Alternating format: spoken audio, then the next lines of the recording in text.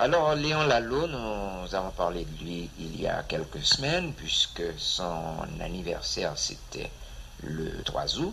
Cependant, nous n'avions pas lu de poème de Léon Lalo à l'époque, et c'est pourquoi j'aimerais parler un tout petit peu de sa poésie. Le sujet de sa poésie, que je place assez haut d'ailleurs, Mona Guérin, en septembre 1978, avait écrit qu'il y a chez lui un constant mariage de la rigueur et de l'originalité, et elle a même dit ceci, que ce constant mariage de la rigueur et de l'originalité, cette marche perpétuelle et triomphante vers la perfection, cette poétique riche de 1000 cultures et de 1000 souvenirs, de 1000 impétuosités et de 1000 sagesses, où la trouver ailleurs que dans les poèmes de Léon Lalo. Parce que pratiquement chez Léon Lalo, il y a un souci énorme de la perfection. Et je crois que c'est ce qui la sauve, alors je veux dire la poésie de Lalo, de la banalité, dans la mesure où un sentiment qui est d'ailleurs le sentiment dominant de la poésie de Léon Lalo, un sentiment comme l'amour, est si galvaudé de nos jours, et même depuis très longtemps, que un poète à l'heure actuelle n'a pas grand-chose à écrire au sujet de l'amour.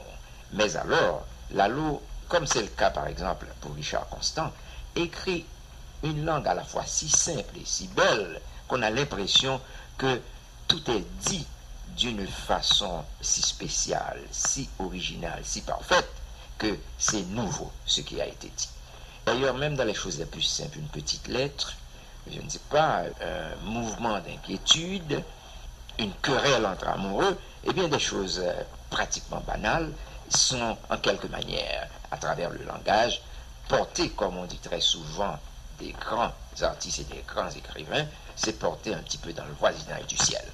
J'ai retenu pour aujourd'hui un poème assez beau, qui est une lettre.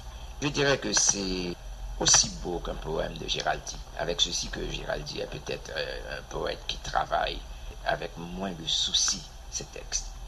La lettre que je vais lire, c'est une lettre qui nous prouve que dans le sentiment de l'amour, pas vrai, les deux êtres ne vivent pas de la même façon ni au même niveau. Et de là découlent des différences de comportement, de point de vue aussi sur les comportements. L'un est ravagé par l'inquiétude, et il écrit si j'y allais et qu'elle n'y fût pas. L'inquiétude qui est un sentiment profond qui parfois naît de l'idée de ne pas savoir ou de ne rien savoir au sujet de la présence de l'autre.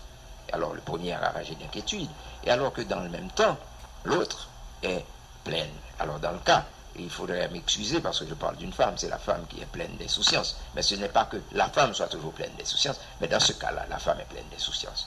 Et elle est plongée dans la modernité légère. Rire, danse, bavardage, là où les êtres sont à la limite fondamentalement indifférents et où la personne prétendue chère dans le langage de la modernité est absolument oubliée et donc plus inessentielle que les autres. Dans le moment de la danse, on comprend bien. Alors je vais vous lire rapidement ce poème. Comme tu t'es amusé à la fête, où ne mon point conduisait pas, parce que je songeais l'âme toute inquiète, si j'y allais et qu'elle n'y fût pas.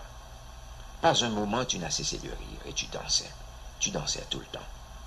Ta joie était presque du délire, et tu ne fus triste qu'en partant. Tu n'as donc pas pensé à moi? Et tes amis, que t'ont-elles dit tes amis? Riaient-elles sans cesse comme toi, ou bien quelquefois leur voix attendrie a-t-elle tourné tes pensées vers moi? Tu as bien fait de rire, et je ne t'en veux pas. C'est si bon, la gaieté lorsque l'on a ton âge. Mais penses-tu, petite, que c'est sage de t'amuser quand je ne suis pas là?